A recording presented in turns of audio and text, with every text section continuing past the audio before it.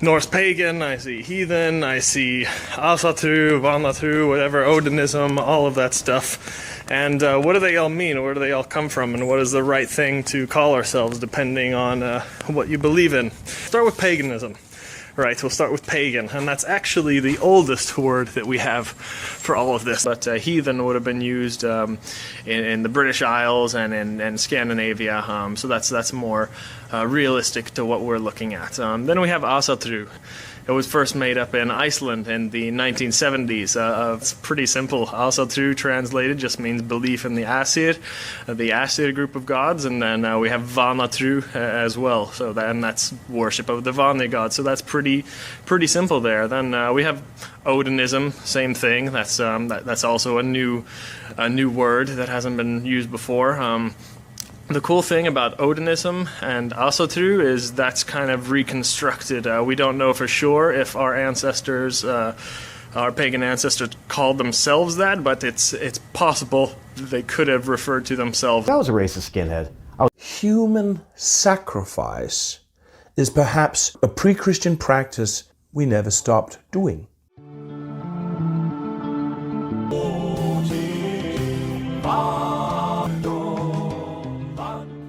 And by sacrifice here, I just mean that we sacralize our violence against humans in some form or other.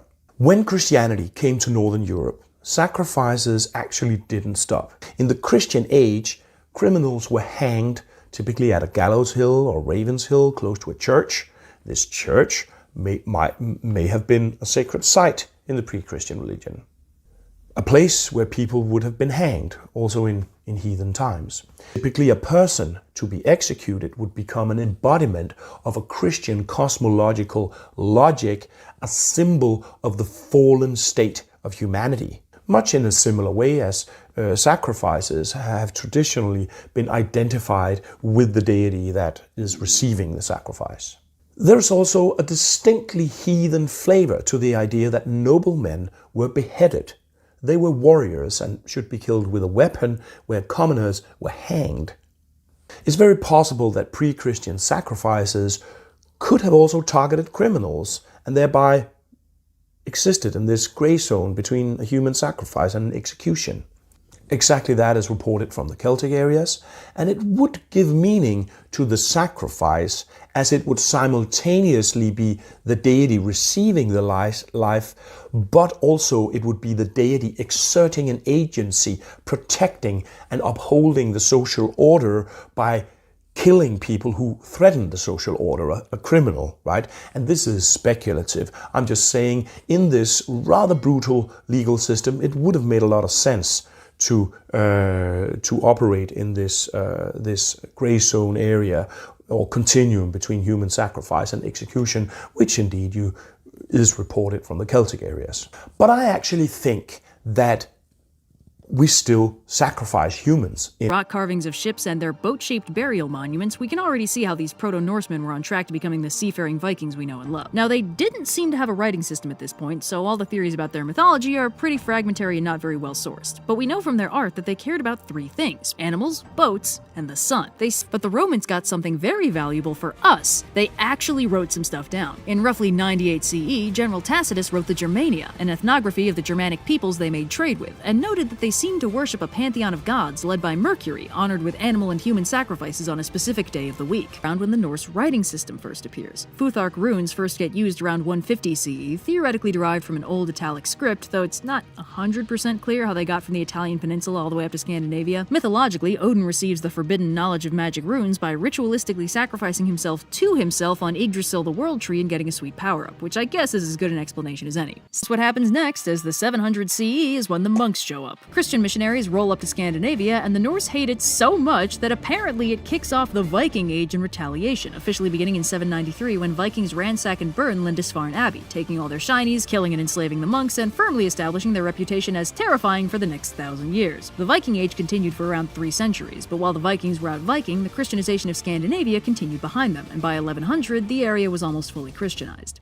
Anyway, with that bit of Christianity-approved justification out of the way, Snorri dives into what we hope is some proper pre-Christian Christian mythology. And this is where we get our first look at Loki. Now, Loki pops up all over the place in the Prose Edda. He's referred to with the epithet backbiter and described as fickle-minded, the inventor of lies, and beautiful but evil in disposition. So basically, classic femme fatale. Snorri's retelling portrays the gods as flawed, fallible, and extremely human, which this era also has the Poetic Edda, an anonymous compilation of poems collected around the same time. The Poetic Edda contains the Lokasenna, the flighting of Loki, an additional bit of detail from the precursor to Ragnarok where Loki calls out the Aesir on their failings and sins, and how they all like to heap blame on him when really they're just as bad as he is. At the end of that poem, they bind and imprison him, but they never really prove him wrong. Now, the portrayal of Loki in the Eddas kind of resonates with the biblical concept of the scapegoat. While nowadays that term means someone who's blamed for everything, in the Old Testament the scapegoat is part of a cleansing ritual. 2 goats are taken, one is sacrificed, and the other is driven into the wilderness. That one is the scapegoat, and it carries the sins of the people away with it, leaving them ritually purified of their failings at the cost of 2 goats. Christianity later added some Jesus flavoring to the scapegoat concept with the idea that Jesus himself is kind of a scapegoat for the sins of all of humanity. But unlike the goat, he does it on purpose as a willing agent, which is deliberately separating him from the scapegoat concept. Employed by Odin. Odin received a lot of human sacrifices, at least in the mythology, and he's sort of died a few times, sacrificing himself to himself for power and knowledge, and Baldur's death by mistletoe has some suspicious mythological resonances to other stories of sacrifices to Odin. There's a story about a legendary king, Vikar, whose ships are becalmed because Odin requires a blood sacrifice, and Vikar's name is drawn every time they draw lots. Vikar doesn't want to die, so his counselor assures him that they won't really kill him. They'll do the setup for the sacrifice, but instead of actually stabbing and hanging him, they'll use a harmless tree branch and like a really soft noose. But when they do, the branch suddenly turns into a spear and the king is really killed. Trying to fool Odin with a fake harmless sacrifice isn't very wise. So when Baldur is killed by a weapon made from a harmless little mistletoe branch, it lines up alarmingly well with this story of a tricksy sacrifice to Odin. And we gotta remember, Baldur doesn't stay dead. He comes back after Ragnarok, and Odin knows this because he knows the prophecies of Ragnarok. It's also noted in the text that nobody knows what Odin whispered in the dead Baldur's ear, but why would he whisper in a dead guy's ear at all? Baldur is killed in a way that closely resembles a sacrifice to Odin and comes back even better than before, something Odin famously did to himself to gain knowledge and power. And for that matter, Loki's relationship with Odin is a subject of academic debate. The Poetic Edda describes them as blood brothers, but some scholars suggest that Loki might actually be an aspect or a reflex of Odin, some offshoot deity playing a specific and unknown role. They are both tricksters and masters of disguise, and if I had to pick a Norse god to map to Mercury or Hermes, the trickster god and thief, I'd probably pick Loki instead of Odin. Baldur's death smells of lost mythological context and ritual implications. There's more going on here than we know, and that means Loki's role in the death is similarly mysterious. Anyway, this is unfortunately in the category of we'll probably never really know what was up with that, but it's still valuable information just to know that this story probably shouldn't be taken 100% at face value. Loki does a lot of dumb stuff, but casual god murder is a bit outside his regular wheelhouse. There's this biblical concept of cleansing Armageddon, that the world gets too messed up and sinful and your only option is to burn the bad stuff to the ground and start over. And while we've discussed, Odin has a lot of themes about dying and then being reborn even better. And that's potentially Snorri's angle, though it's impossible to know for sure. But he's not the only Christian historian with an opinion on Loki. And amusingly, while the Eddas seem to frame him as a necessary nuisance, some of its later translators apparently missed the mark on that one, and interpreted Loki's role as trickster, deceiver, and father of lies as making him a Satan parallel, something Snorri himself never did. For instance, about human sacrifice in the Viking Age. And I also did a video about tree worship and the sacredness of trees and these holy sites in the ancient Norse and Germanic beliefs.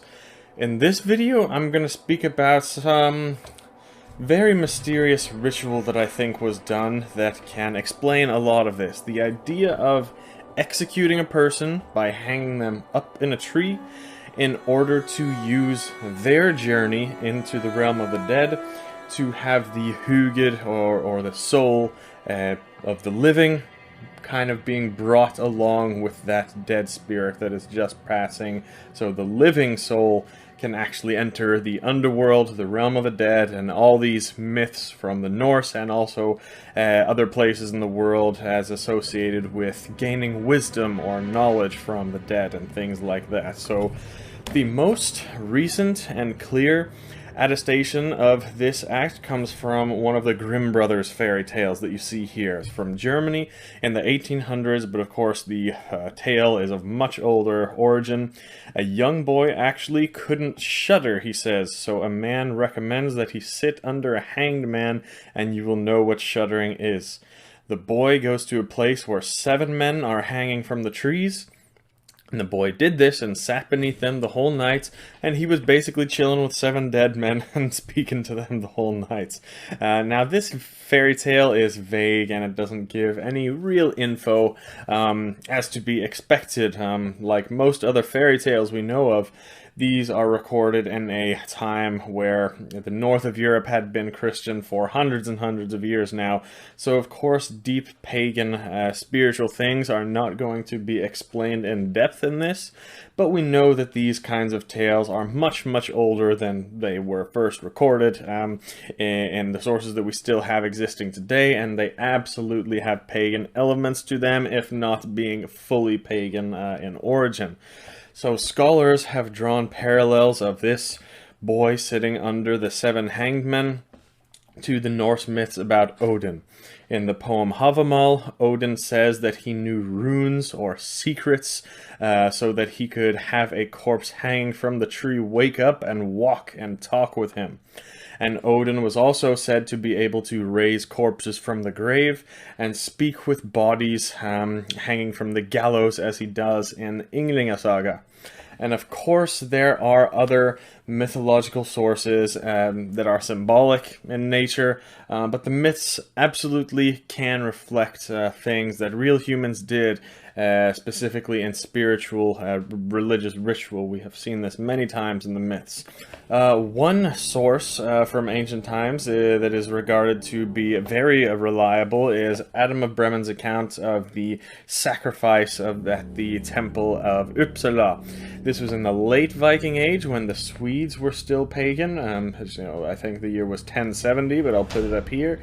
And it was then that Adam of Bremen wrote about their pagan temple and the sacrifices that took place there, about hanging the human sacrifices from the trees in the sacred grove while some rituals and evil incantations were sung.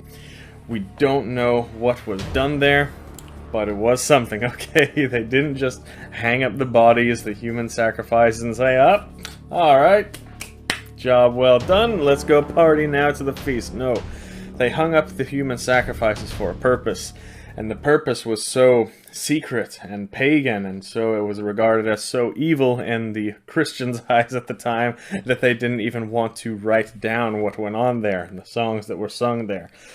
Of course, these were Christians trying to put an end to every trace of real pagan practice, so they're not going to explain these things. Now, before anyone wants to get butthurt and talk about how Christians brought civilization on and order among our ancestors and how our pagan ancestors were barbaric and did human sacrifice, and we have, reasonable evidence that this continued on to the Viking Age, and this type of thing was done in places like Uppsala, where Adam of Bremen wrote about it.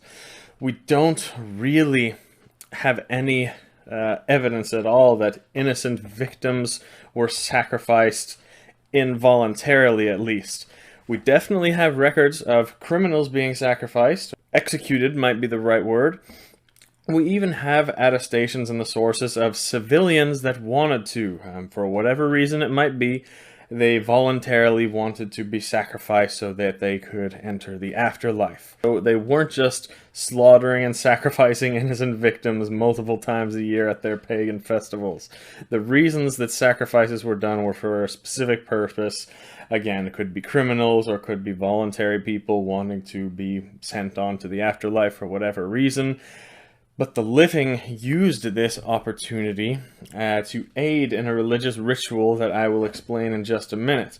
But one more source, and I'm very sorry guys, I can't remember actually where I read this, and I wasn't able to find it when I was doing the research for this video either, but I remember there is a law code from post-Viking Age Scandinavia basically forbidding the pagan practice of sitting under a hanged man.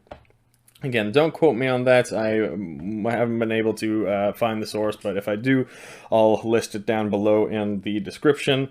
And if anyone else knows of it or finds it, you can write in the comments. But yeah, it is similar to many other laws, the same thing that forbid the pagan practice after the Christianization of Scandinavia, among other forbidden practices too, such as things like utiseta, or going to sacred waterfalls or springs to wake up the spirits there to become powerful and wise. All things that actually were done in pagan times, but then became illegal once Christianity came into Scandinavia. You can check out my video I did on all those sources and practices. Another source that is actually similar to this one is the Deuteronomy. I don't think I'm pronouncing that right, but it's up right here. It's the 5th book of the Torah and in the Old Testament of the Bible. Basically going over some laws, and in there it says that if you were to punish a criminal with the death sentence by hanging them from a tree, that you were supposed to bury him that same day before nightfall, because if the corpse remained until the nightfall, then it would be cursed, and you should not defile your land in front of God like that, as it says in this law. I don't know about you guys, but that sounds like another law trying to prevent people from doing something that was a little too pagan for the Christians of the time. And this actually lasted for more than 2,000 years, that this was illegal, and this was basically the steps that one had to follow if you were going to execute someone by hanging. Even in recent English tradition, when they were still executing people by hanging, they would have to bury the body before nightfall if it was hung from a tree. So these trees were called dule trees, and they were often located near hills, burial mounds, or crossroads, which were all places that we knew the pagan Norse would go in order to contact spirits, wake up the dead, and things like that. Of course, this is just a theory, guys. We are not going to have any sources from the Viking Age or any time at all, really, that were written by the Christians that are telling us how to do some of our most sacred pagan practices. So this is exactly what I think they did. I think what they did was they hung up a person in the tree for whatever reason, whether it was an execution or a voluntary human sacrifice. Then the living would sit underneath that hanged person, and they would meditate or sleep, or they got in a trance state or whatever. They spent all night there sitting under that tree, under that corpse hanging, to communicate with the dead and even travel into the realm of the dead to achieve some sort of power or wisdom. The idea is that this dead spirit, if it's hanging from the tree right above you, when that soul leaves the body at night and it heads into the realm of the dead, in the underworld, wherever that may be, that the living soul can also take a trip with that dead soul and ride it to the underworld. And in the Norse beliefs, this is called sending your hugid out of your body. And we actually have tons of sources about that. You can see my video that I did. But this is nothing unique to the Norse about this. There are similar beliefs from all around the world. One of the most recent ones is the Inotaba tribe of Southeast Asia, where when someone dies, they plug up all the holes to stop the soul escaping. So they didn't want that dead soul leaving the body and bringing one of the living souls with them.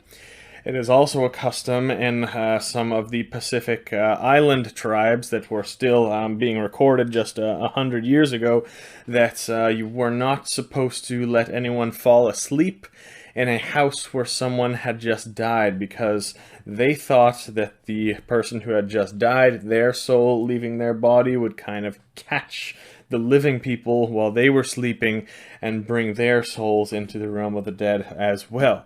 Cultures from all over the world believe these types of things, especially that it can happen at nighttime. Even in old Norse sources, such as Egil Saga, we find like executions said to be happening, but they had to wait to the morning. It was specifically against the custom and against their superstitions to basically execute someone at nighttime. Even in old German folk belief, it is recorded that they believed that the soul was a little bird or a little mouse that could escape through the mouth or any holes in the body when someone was dying, and also dreaming. This is why when we dream, the idea is that your soul, partly just for momentarily for the night, leaves the body, and if there is actually a dead person's soul or hugid leaving their body, going to the realm of the dead, and it can take your soul along with it. So this is the kinds of things that all cultures in the world believe. So about the hanging, when you are hung by your neck, that plugs up all these holes on your head, right? With the rope. So the soul has only one way to escape, and that is down. That is out the bottom door, that's out the anus. That's why people would sit under this hanged man. The hanged man would be hanging up here. They would sit underneath it the whole night, or sleep, or meditate, and whatever, to basically piggyback off of that spirit of the dead going into the underworld, so the living can send their soul there too, but only temporary. If the living does this, it doesn't die. Their hugad gets sent to the realm of the dead along with the dead soul, but it then will return. Ideally with power or very sacred wisdom, exactly like Odin did in many of the myths, exactly like Hermod did, and as we see many times in the myths and the sagas and some of these folk tales, even when someone took a trip into the underworld. Do I believe all this shit? I don't know. I haven't tried it.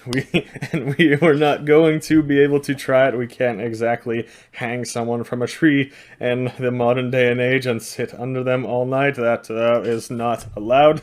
But one thing I can say is that there are other ways to potentially get these effects. And there are other ways to get these effects by using the tree, okay? Not by your neck, of course. You don't hang from the tree by your neck, because that will kill you. You don't want to do anything that's going to harm you at all. But by hanging from a tree by something safe, maybe a harness or a tree or a meditative state or trance or whatever, in order to travel into different realms. We know that shamans did this in Siberia, and I think they still do actually. They believe that the cosmos was connected by a world tree, and one could travel up and down this tree into the different realms, just like the Norse had the tree Yggdrasil and could do the same. We think this is all like a common a trait that all cultures and shamanic practices have from around the world. They hang themselves on a tree, or sit on a tree, or use a tree in a certain way, like that's here in our realm, in order to influence and basically travel up and down the spiritual world tree and sending their soul into other realms. Also, just like Odin hung himself from Yggdrasil for 9 nights, and then he was granted the sacred knowledge of the runes. Again, I'm not saying I'm right about this. I'm just here to connect a bunch of the sources together and maybe inspire people to make some spiritual discoveries of their own. But I don't talk about the more deep things out here on YouTube anyway, but I do on Patreon. I will say though, sleep out one night in a hammock that is hanging from a tree. Something might just happen then, but that's all I have to say for today. Hope you enjoyed this video. Connect some sources. Let me know if there are any other similar myths or practices from your cultures from around the world. Like I always say, our cultures are not that different, and when we compare and contrast and use different cultures and their beliefs to fill in the blanks, that's when we can really start to find some answers. So that's